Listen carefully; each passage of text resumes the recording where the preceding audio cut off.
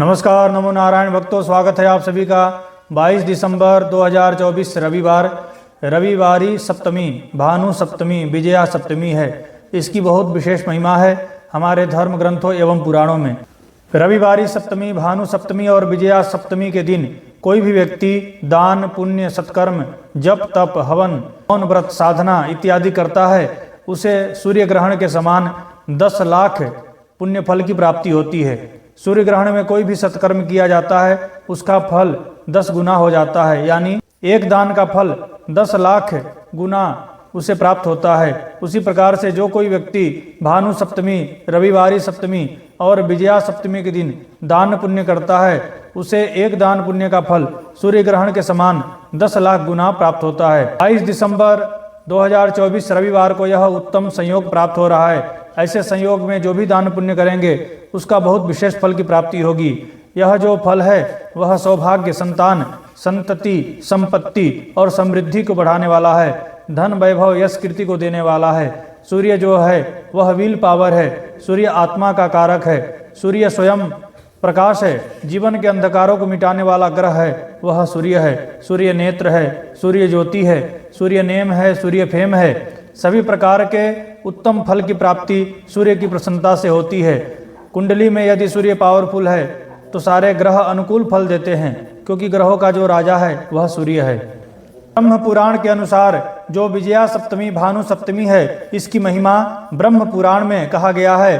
स्नानम दानम तपो होमो उपवासस्तथैव च सर्व विजय सप्तम्याम महापातक नाशनम। रविवारी सप्तमी, भानु सप्तमी में स्नान, दान, जप, तप, व्रत, होम, इसका जो फल है यह अनंत गुना है। सभी प्रकार के मनोरथ की सिद्धि कराने वाला है। इसकी बहुत विशेष महिमा हमारे धर्म ग्रंथों एवं पुराणों में बताया गया है।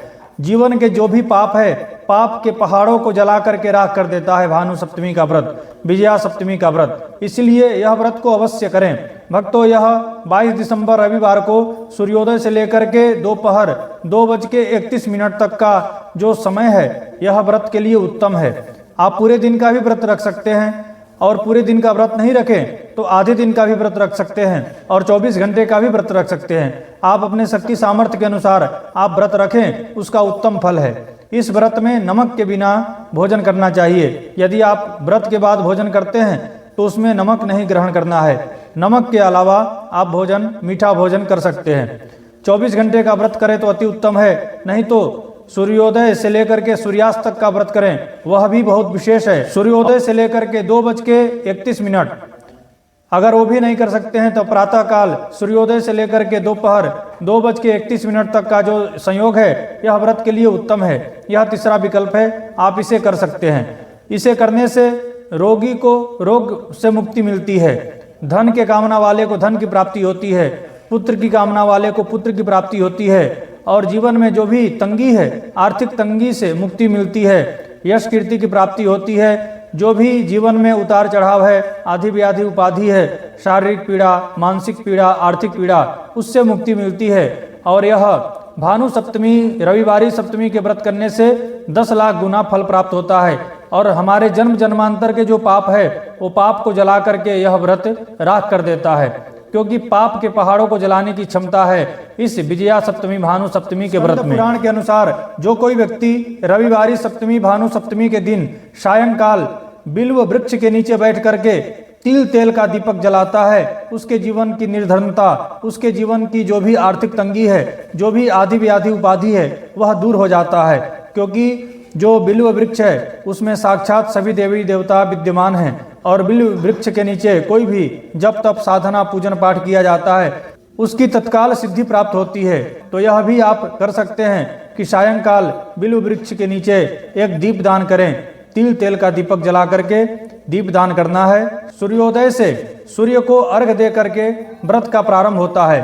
तो आप प्रातः काल जग करके सूर्योदय से पूर्व ही जग जाइए। तांबे के लोटा में सूर्योदय से पूर्व आपको जग जाना है। स्नान आदि से निवृत्त होकर के तांबे के लोटा में जल भरना है, उसमें चावल डालना है। चावल के जगह आप रविवार है तो गेहूं डाल लीजिए, उसके अंदर रोली कंकु डालना है।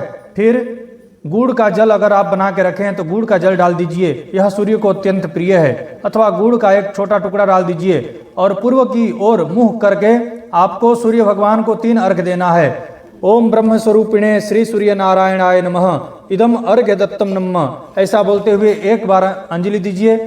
दोबारा ओम ब्रह्म स्वरूपिणे श्री सूर्य नारायणाय नमः, ऐसा बोलते हुए दूसरा अंजलि दीजिए। फिर तीसरे बार ओम ब्रह्म स्वरूपिणे श्री सूर्य नारायणाय नमः, ऐसा बोलते हुए तीसरी अंजलि दीजिए। ऐसे 3 बार अर्घ्य देना है और परिक्रमा कर लेना है। भाव करना है कि आप 7 बार परिक्रमा कर रहे हैं, क्योंकि सूर्य भगवान की 7 प्रदक्षिणा होती है। अगर आप ये नहीं बोल सकते हैं तो आपको बोलना है तो ओम घृणी सूर्याय नमः इदम अर्घ्य दत्तम नमः, ऐसा बोल करके एक बार अर्घ्य, फिर दोबारा फिर ओम घृणी सूर्याय नमः इदम अर्घ्य दत्तम नमः, ऐसा बोलते हुए तीसरे बार अर्घ्य देना है और प्रदक्षिणा कर लेना है। और ऐसे हाथ करके भगवान सूर्य को नमस्कार करना है। हमारे धर्म ग्रंथों में कहा गया है आदितस्य नमस्कारम एक कुर्वन्ति दिने दिने जन्मांतर सहस्त्रेषु दारिद्रम नोपजायते। जो कोई व्यक्ति सूर्य भगवान को अर्घ्य दे करके केवल नमस्कार कर लेता है तो उसका फल क्या मिलता है, वह हमारे ऋषि मुनि महात्मा कहते हैं कि जन्मांतर सहस्त्रेषु दारिद्रम नोपजायते। एक नहीं 1000 बार जन्म लेने के बाद भी उसके कुल कुटुंब में कोई निर्धन व्यक्ति का जन्म नहीं होता, यानी दरिद्रता सदैव के लिए दूर हो जाती है। इतनी पावर, इतनी शक्ति है भगवान सूर्य में, क्योंकि पावर ऊर्जा जो है वह भगवान सूर्य के पास में है। नमस्कार करने के बाद आप भगवान सूर्य के 12 नाम का जप कीजिए अथवा 12 नाम बोल करके उन्हें प्रणाम कीजिए। भगवान सूर्य के 12 नाम इस प्रकार से हैं भक्तों। ओम सूर्याय नमः, ओम मित्राय नमः, ओम रवये नमः, ओम भानवे नमः, ओम खगाय नमः, ओम पुष्णे नमः, ओम हिरण्यगर्भाय नमः, ओम मारीचाय नमः, ओम आदित्याय नमः, ओम सावित्रे नमः, ओम अर्काय नमः, ओम भास्कराय नमः। ये भगवान सूर्य के 12 नाम थे भक्तों। इसका आपको 12 बार बोल करके पाठ करना है और इससे भगवान सूर्य को नमस्कार करना है। यह भगवान सूर्य के पावरफुल नाम हैं। यह 12 नाम भगवान सूर्य का आप नित्य पाठ करें सूर्यार्घ्य के बाद। इससे आपको सूर्य की विशेष प्रसन्नता प्राप्त होगी। रोज नहीं तो रविवार को कम से कम एक बार अवश्य ये 12 नाम सुन लीजिए अथवा रट लीजिए, इसका पाठ आपको करना है। इस दिन आदित्य हृदय स्तोत्र का पाठ करने का बहुत विशेष महिमा है। आदित्य हृदय स्तोत्र का पाठ करने से सर्वत्र यश कीर्ति विजय की प्राप्ति होती है। यह आदित्य हृदय स्तोत्र ऐसा है कि भगवान श्री राम ने भी यह आदित्य हृदय स्तोत्र का पाठ किया था और रावण जैसे महाशक्तिशाली के ऊपर भगवान श्री राम ने विजय प्राप्त किया था। तो यह आदित्य हृदय स्तोत्र सभी शत्रुओं का पराभव करने वाला है, शत्रुओं के ऊपर विजय प्राप्त कराने वाला है, सभी प्रकार की यश कीर्ति देने वाला है। तो आप रविवार को आदित्य हृदय स्तोत्र का पाठ कम से कम 3 बार कीजिए, 5 बार कीजिए अथवा 1 बार कीजिए।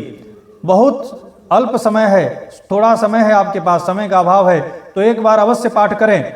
आप पाठ नहीं कर सकते हैं तो मैंने एक वीडियो बनाया है आदित्य हृदय स्तोत्र का, वह न्यास ध्यान विधि सहित है। उसका लिंक मैं इस वीडियो के डिस्क्रिप्शन में लगा दूंगा, आप लोग वह वीडियो देख लीजिएगा। 1 बार कम से कम वह पाठ को आप लोग सुन लीजिएगा, इससे भगवान सूर्य की प्रसन्नता प्राप्त होगी। तो पूरे सप्ताह भर आपके अंदर ओज तेज ऊर्जा रहेगा।